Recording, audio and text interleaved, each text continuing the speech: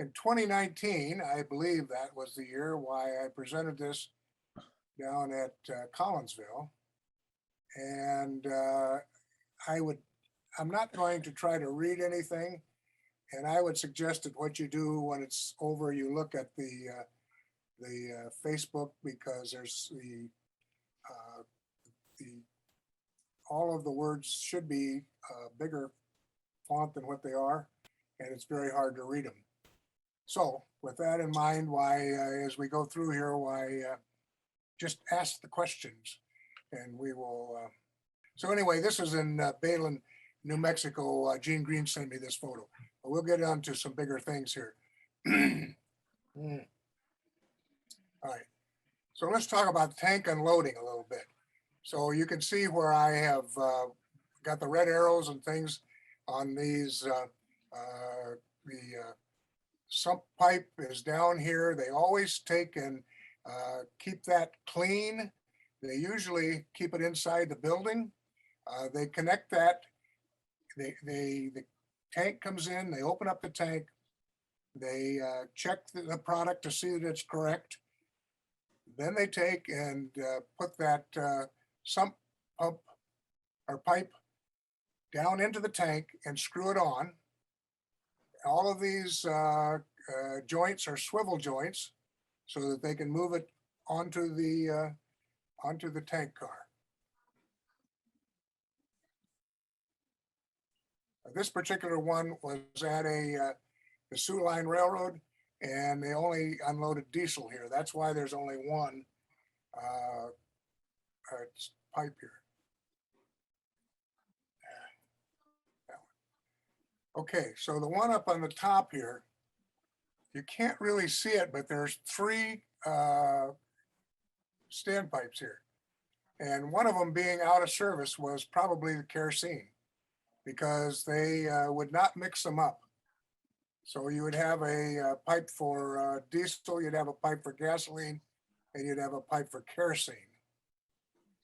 So you can see the guy down here on top of the tank car where he's lowering the sucker pipe down into the tank car. By the way, there is another way. You notice on this one here, there's a balance pipe. So that one, instead of swinging, it raises up in the air. So you can make two different kinds of these.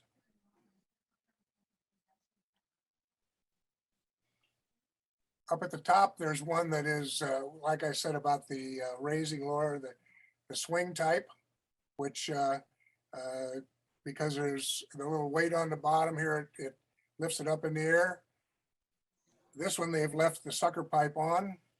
Then you can go down to the one below, and they're actually removing the product out of the bottom of the tank. One thing that you always got to remember when you unload is that the car is grounded. So if you have one of these on your model railroad, you might take and put a little piece of wire or something there indicating that you have a ground that can be connected to the tank car. Quite a few of these pictures came from Doug Harding. So here is a picture of one where they're using a pump and a flexible hose to take the product out of the car, and it shows the iron stake and the grounding.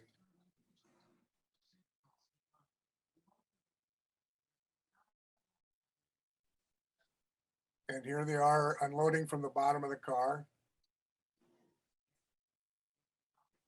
As you can see, there's a lot of text here, which we would be all night if we tried to read through all of that. Okay, so now we've got to take that product from the tank car and put it into the tank. If they would put it in at the top, you can imagine how volatile gasoline would be. They don't put it in at the top. They put it in on the same pipe that they take it out of. And the only thing they have to be aware of is that the vent at the top must be as big as the pipe that they're putting it in order to get rid of the air as they fill that tank up. But by filling it at the bottom, they're constantly filling into the fluid all the time. over here on the right, a lot of these tanks will have what looks like a pipe going in the top, and that is really just a measuring device, because they always need to know how much product is in those tanks.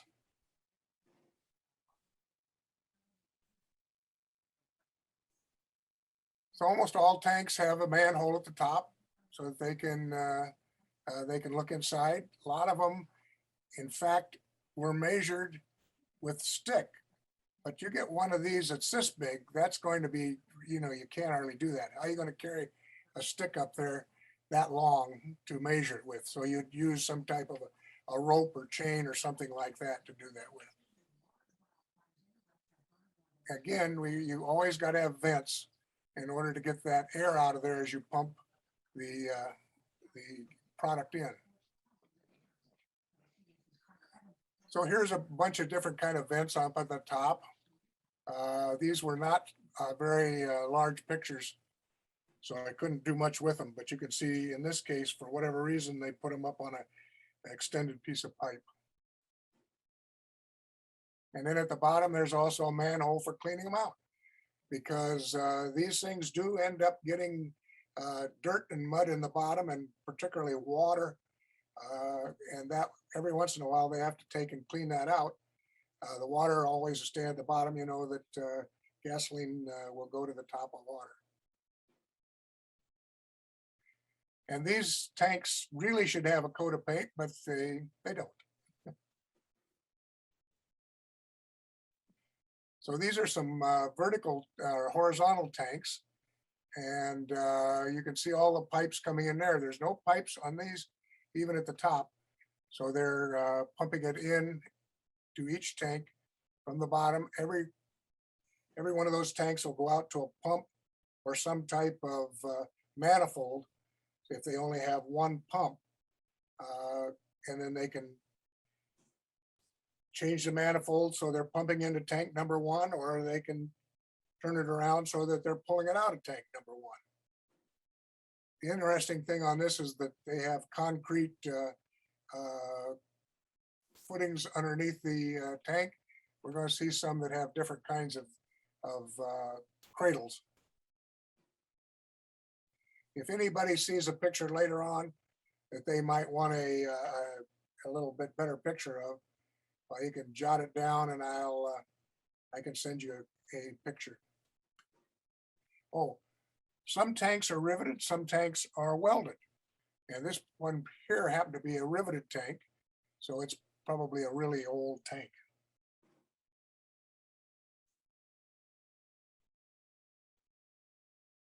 That's what we get up here, riveted and welded, and that's the one. Interesting, this one tank in Elma, how it is no longer straight up and down, and we suspect that that tank probably is out of service. So now down the one below, you can see all of the tanks are up on top of steel cradles. There'll be a little bit different picture of this one later on. So today, if you're modeling today, everything has some kind of suppression system in case of fire, and that's what all of this stuff is. So if there was a fire there, why it would pour in a chemical to put the fire out, and that's what that's all about. All of those extra pipes, and that box, this box right here, deals with a suppression system. Interesting that this looks real new, but when I looked at Balin on Google, it seems to now be totally gone.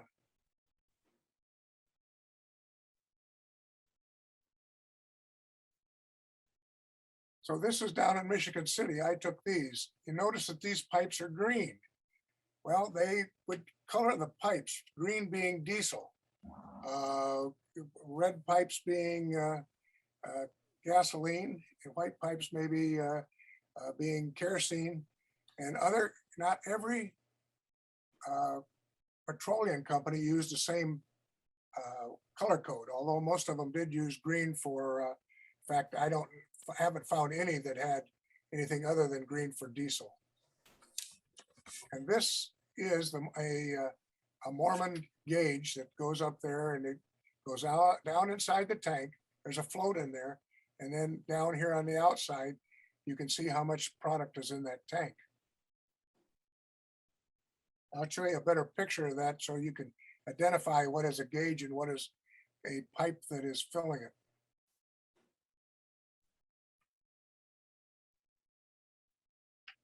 So a lot of these have very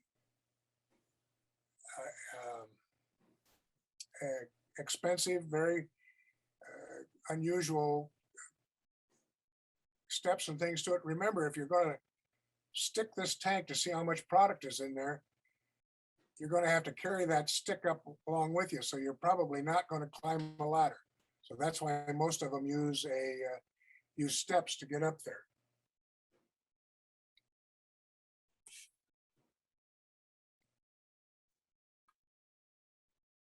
So here's some more walkways on top of the tank. And some of these might have been, there looks like there's a ladder to get up there on this one. We'll be talking a little bit about the pump house. Everyone has to have a pump house, although you will see some here that in Kansas that did not have a pump house. This one down in Michigan City had 4 different tanks and the loading area. The old office looks like an old original gas station.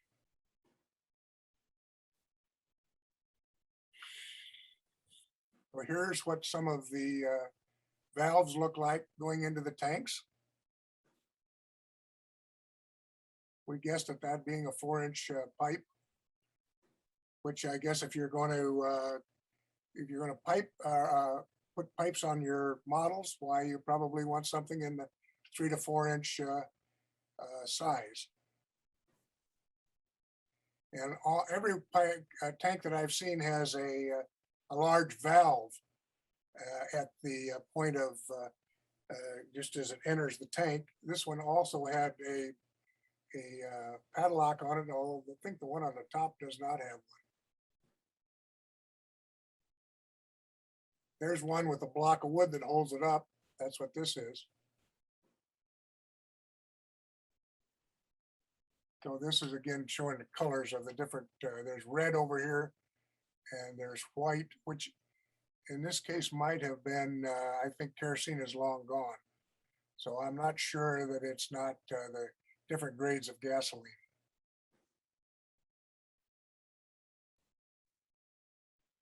Out at Elma, Kansas, all the pumps are just outside. We don't have a pump house inside. So you can see one motor turns 2 pumps, and they have a transmission there where they can switch from one pipe to another. It get really complicated.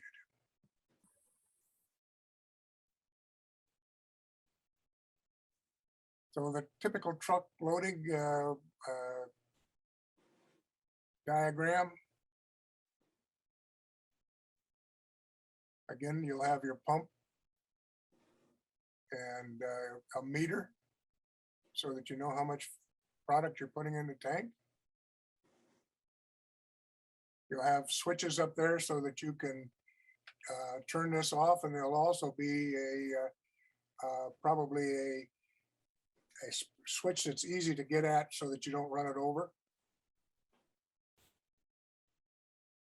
So here's some that this pretty simple one, just a platform. They swing this out over the truck and load the truck. Again, they would, if there was a tank going or pipe going down into the truck, be kept inside so it'd be kept clean.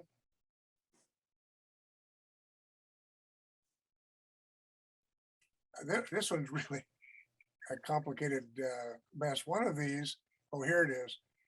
I believe that is a crescent wrench that they're using as a part of the valve. Part of it is broke off. That was at Emmitsburg.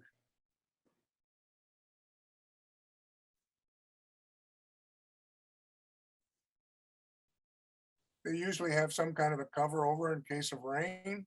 although a lot of them don't. As you can see, this one in Michigan City is a pretty good size.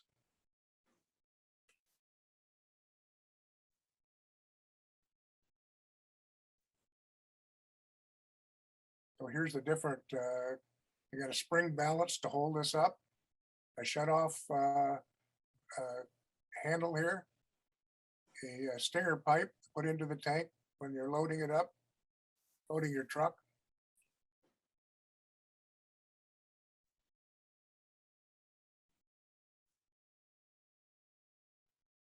There's some different ones. The Emmitsburg one showing it from farther out so that you can see it a little better. The one at the top is at Cedar Rapids, which is really no more than looks like a steel box over the top of it. That one is still there, and you could drive by it. It's down where the Krandik has their engine house.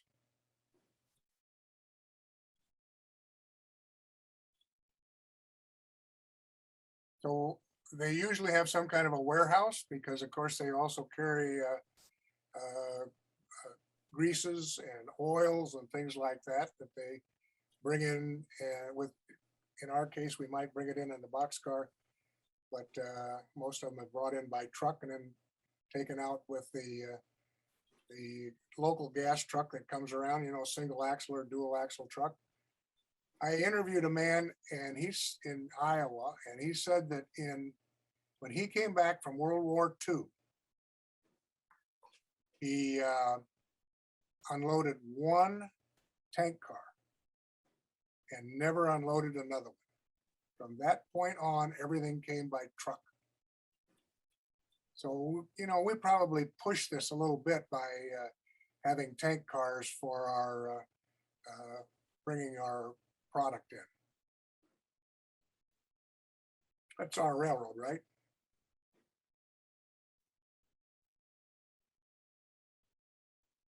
Right. A couple of pictures of the warehouses.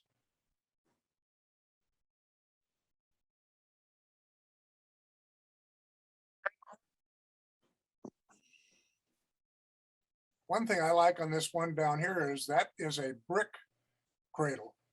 That's the only one I saw of that. That's kind of interesting. Then you got all of the platforms and ladders and stuff that goes onto these. You can really spend a lot of time detailing your oil distributor.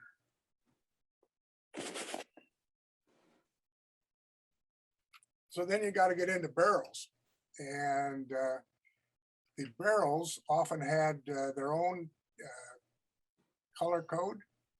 Standard Oil, for instance, usually used a blue barrel. Shell was yellow or red. Quaker State was green. Union Oil was blue or with orange ends. Texaco gray and green. Avalon black, Richfield green, cream, and you can find others. And down at the bottom of this is the people who helped me with it. So you can see quite a lot of important people there.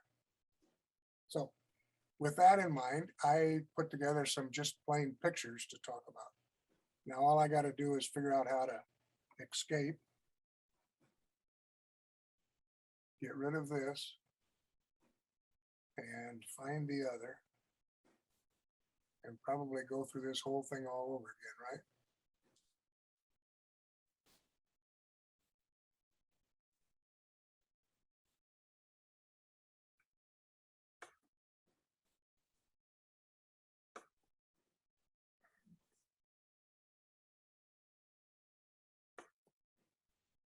Hey, Ron.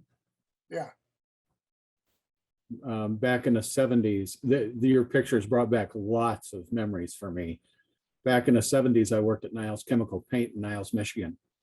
And I was one of two guys running a alkyd resin reactor there. And we had solvent storage right behind our building, probably about 8 tanks.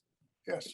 The interesting times were when the finance manager in the front office would get a deal on a tanker of mineral spirits. And he'd come back and say, well, I got this tanker coming in X number of gallons. And, we'd check the tanks and we'd say, we don't have enough room for that. He says, well, just make a whole bunch more of the resin that uses that. It won't be here for 2 weeks, and more than once they'd start pumping one of these rail tankers into these tanks right behind us where these reactors are running that used fire. And all of a sudden mineral spirits would come flying out the top of the tanks. So It's kind of dangerous to do that. I don't know that Jim Temple is on here, but Jim was worked for Standard Oil for a number of years, and he can answer a lot of questions with, I'm sure, but I don't think he's on here. Otherwise, he would have probably said something. well, the other interesting thing was you could always tell how much was in the tanks early in the morning because of the sweat on the sides of the tanks, different colors. So anyway. I got it. Now I got to go back and get your full screen here.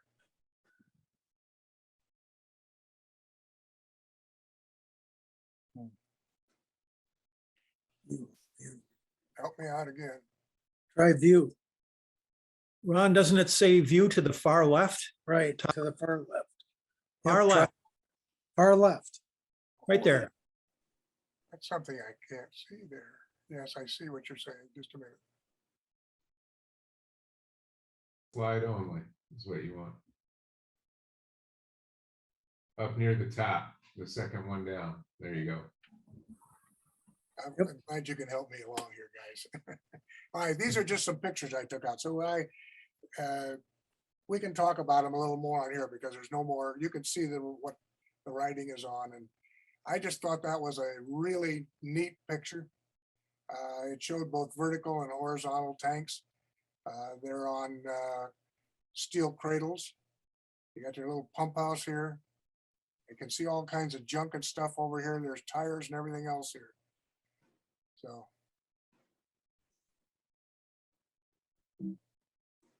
All right. This being a different one, I've got to take and figure out what I got to do to go to the next screen.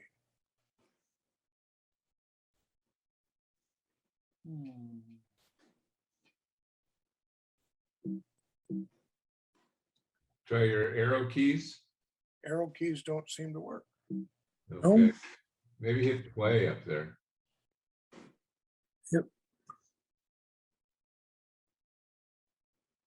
Oh, he's in Keynote. Okay. Try the play button over to the right.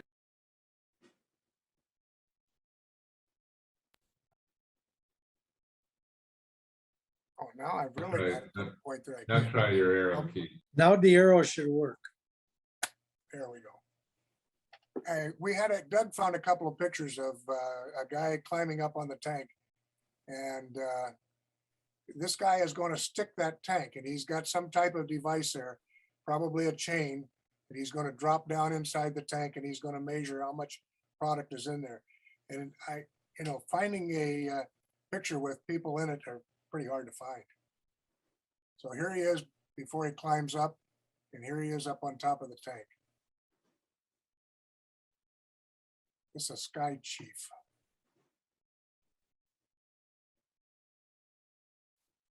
So, you guys can model a man up there just about ready to stick the tank.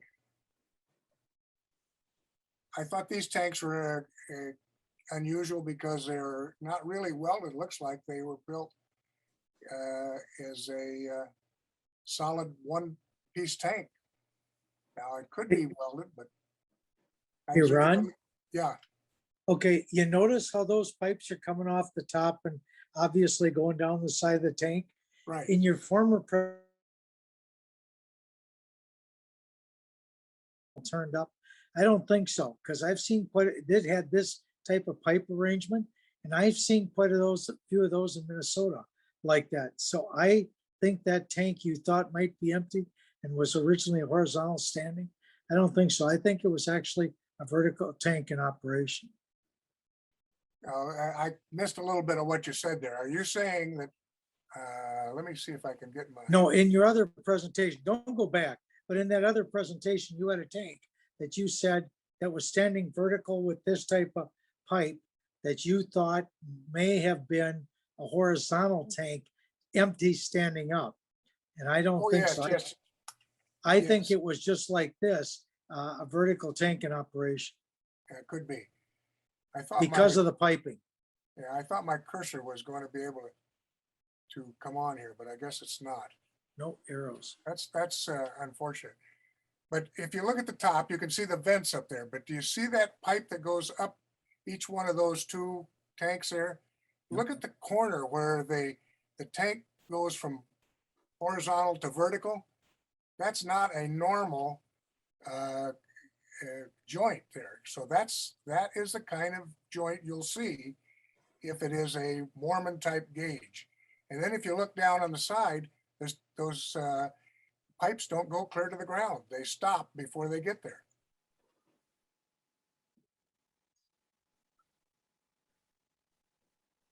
Everybody got that in there in? I wish I had a cursor worked on here. Now I don't know why that doesn't work. But it works on the other side. By the way, this is a concrete berm around here. We'll see some different kinds of berms. Hey, Ron, Yeah. what is the purpose of the vent? Is that a pressurized vent to release in case there's a buildup of pressure? Because I can't understand in today's EPA environment allowing volatile chemicals to vent naturally to the outside. Well, that's exactly what happens. When you pump product in at the bottom, you have to have a vent at the top. It's at least the same size as that pipe is, so that the air can get out of that tank as you pump it in. So And they're yes, they're allowed to have volatile chemical venting. yes, Wow.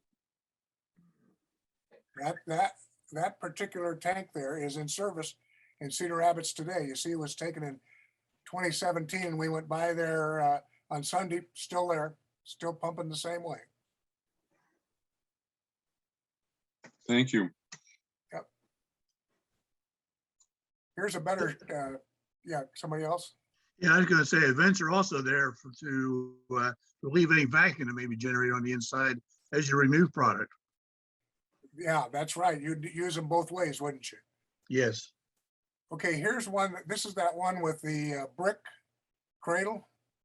And that's the only one picture I've seen of that, but that's an interesting cradle there. Look at all the pipes going in there. Now those pipes have a normal elbow on them. So that actually could be filling that tank at the top. But if they do, inside that tank is a pipe that goes clear to the bottom. So that as you pump it in, it goes clear to the bottom before the product comes out. That makes sense? Yes. So if you want to put one at the top, you can, but they're almost always, well, I've never found a picture of one on a vertical tank. I have found this one and several other horizontal tanks that I believe probably are filled at what I would call the top. That's a good picture of a warehouse.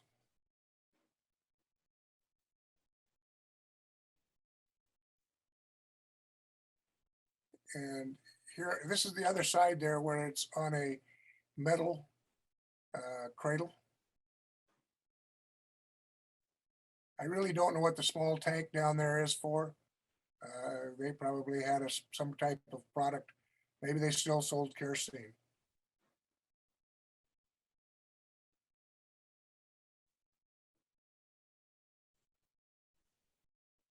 So this is the end of one of those pump houses. And you can see all the barrels, which if you're modelist, you ought to have some barrels around.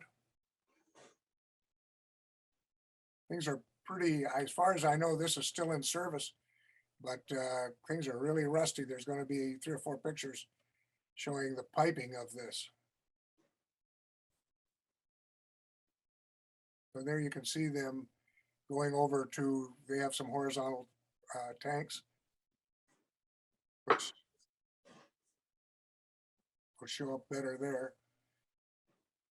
Again, you can see the There is a gauge there because the pipe is a little small, maybe an inch pipe into an unusual elbow.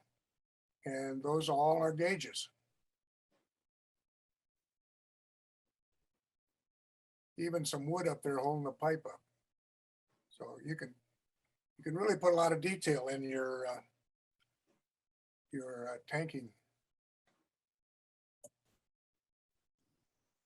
Now, I think these are being filled at the top because you can see a valve up there. See the valves up there at the top? And all of these horizontal tanks.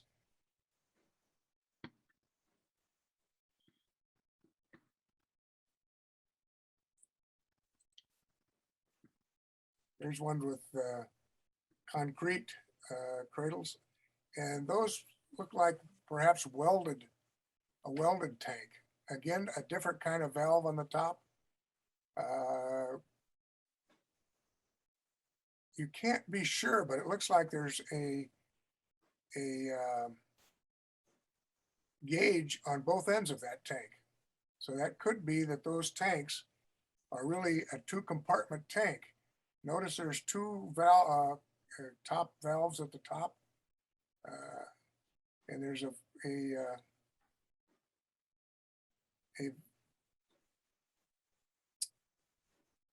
gauge on both ends, it looks like. And there's also some green pipe, which probably means that that one is diesel. Here's one showing different kinds of vents at the top. If you Google out vents, you'll find just an endless amount of different kinds of vents that they've got on there.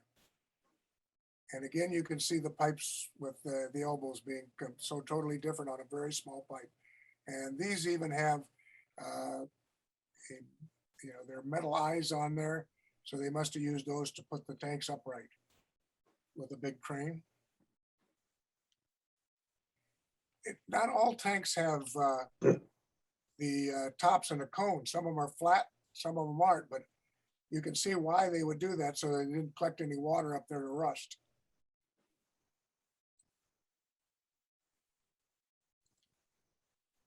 So I'm not sure what happened to the top on the platform, but it looks like it blew away, and this is probably down in Oklahoma in a tornado that hit down there. There's 3 big pumps on that.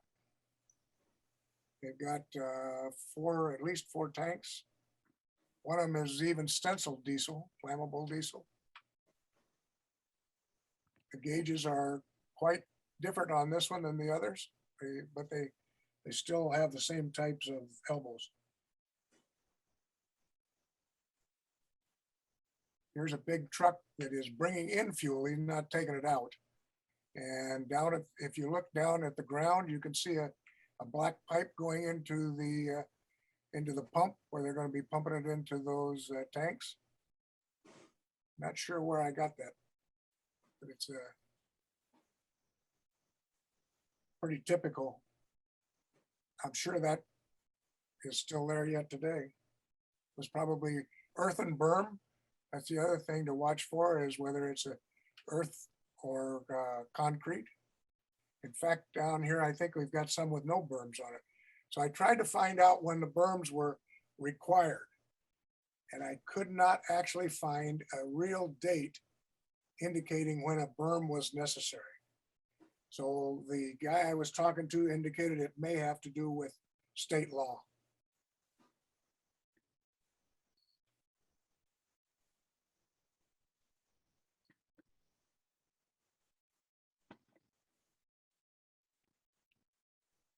That one has a concrete berm around it. You can see the manholes there.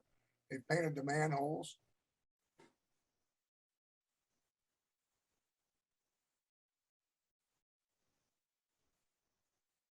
I took that one on Sunday. I thought that was kind of neat because of the way they lettered the tanks. And again, that has a concrete containment. Obviously, the small tanks over there don't need a containment. Now that one was taken yesterday or Sunday at Loudon, Iowa. And I'm almost positive that that's fuel. And I don't see a berm there. Notice that the tanks are on concrete foundation so they don't rust out. So if you're installing your tanks, you would need to put them up, need to put that concrete in. That way, if you do it right, it'll look right. Or that, you know how we usually put buildings on and we don't cover up the foundation very good.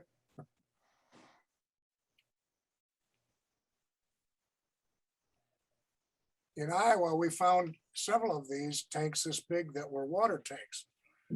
And we think that that probably had to deal with the fact that they spray all the crops and stuff with all kinds of different things. So the water was necessary to do the mixing with the, before they made their formula up to go out and spray. So that big tank might in fact be a water tank.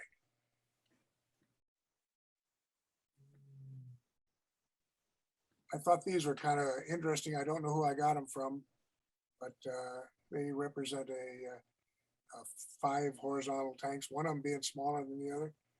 That always adds- Ron, Yeah, those pictures might have come from me, Chuck Hart. Those are the pictures of the parent petroleum company in Princeton, Illinois. And I noticed that they're the same ones that are on my computer. So I think you got those from me. But one of the things that you haven't covered yet is that big oil spot.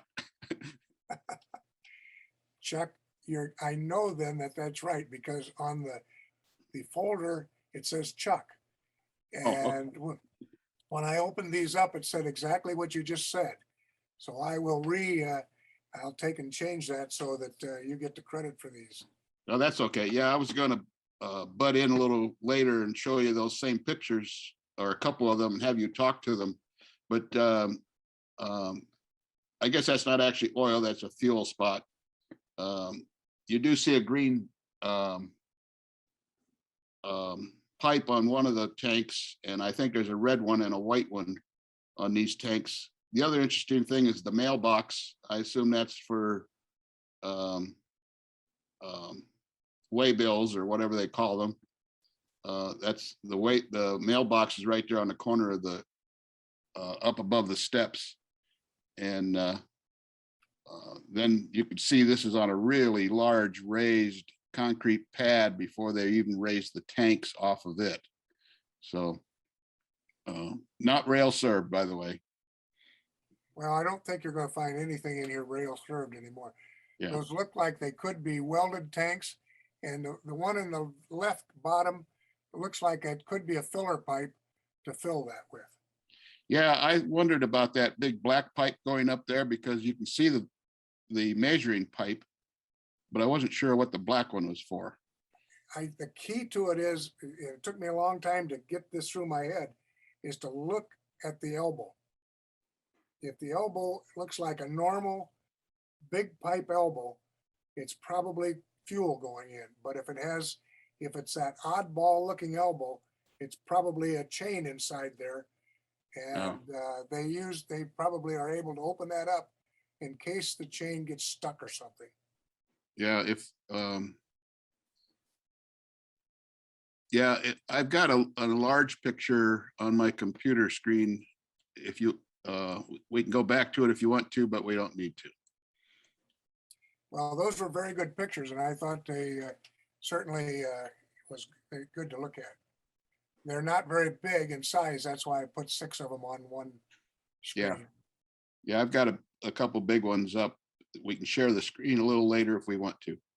Chuck, this is Rod. The possibility for that raised concrete platform is that the soils below were unstable to the point where they couldn't just have point loading of those cradles. Oh yeah, I agree. Probably sand over there in Princeton, Illinois. This one we saw earlier in the clinic, but I like how there's the cement foundation and then everything is steel. And Rod asked about the vapor. Again, in some areas, probably a state law, you have to catch all the vapor and put it back in the tank. So that's what all that extra pipe is in for, is a vapor return. So I suspect that gets back to state law, just like it other things about berms and things, because that berm there, let me tell you, if one of those tanks busted, I can't believe it'd hold it. No, No way.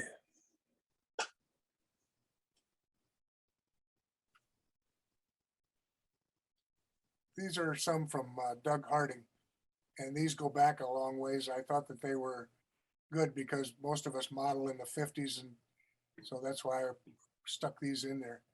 I don't think there's any standpipe here for unloading from a tank car, although the siding looks like it certainly came close and probably did at one time. Also neat grade crossing. Yeah, yeah, yeah. All there is just the timber next to the rail on both sides, maybe only on the insides, to keep the flangeway clean, and the rest of it's nothing but gravel. That's right.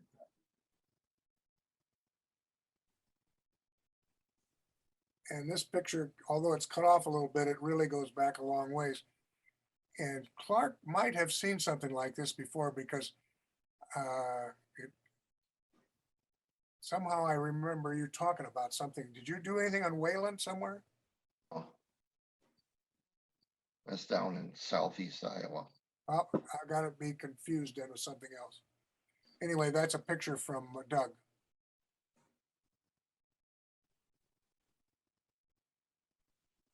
I thought it was good to have show you all of the garbage and stuff around that one at Emmitsburg. I'm not sure what Super One means. I assume that they use the one is for gas. Up there, there's number 2 is for diesel. And 3, I can't really tell what that says there. Maybe somebody else can. looks It like, says gas. It's just a different gas. Probably, back in that day, ethyl and regular. I don't think Probably. any of this stuff gets into unleaded stuff. yeah, I saw a news report today that the whole world has gone unleaded. That's probably true. Hard to find leaded gas. If you have a car that requires it, that's a real problem. I take a look at that wood ladder. I'm sure that meets OSHA requirements.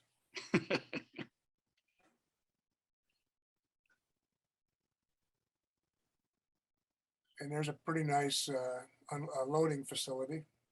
This guy put a fence around it so that the kids wouldn't steal or whatever.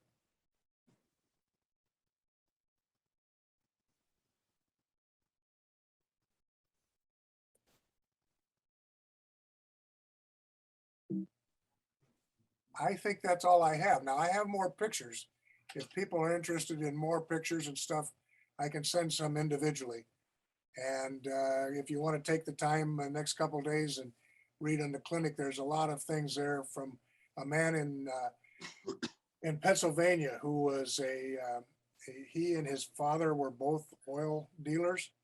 So they go back into time of clear back into the 40s and before. So he gave me a lot of good information about how he used to unload tank cars. The tank car track was higher than the tanks were, so they were able to unload the tank car and load up the tanks by gravity instead of using a pump. And then I suppose they had to have a pump to pump it out. So that is all of the photos I have set up for now. Very good. Thank you, Ron. All right, that's gone. That's gone. Now okay. Any other question or anything that you want to talk about? I think the place in Michigan City used to be called Whiting Brothers. Yeah, it's still there too. All Yes, those- it is. Yeah, it is. Yeah, pictures are taken there. I don't know who owns it now, but I believe it was Whiting Brothers when I was a kid there. All right, well, we'll be back here next week. If you're interested in presenting, let me know. Otherwise, we'll figure something out. I'll present something. I can do that. And then the week after that, we have Doug Harding presenting on lumber. After that, we're open too. So if you feel like presenting, just let me or Ron know and we'll get you on the schedule. But thanks everybody for joining us, and we'll see you next week. Okay, good enough. Thanks, Ron. Thank you, Thanks, Ron. Ron.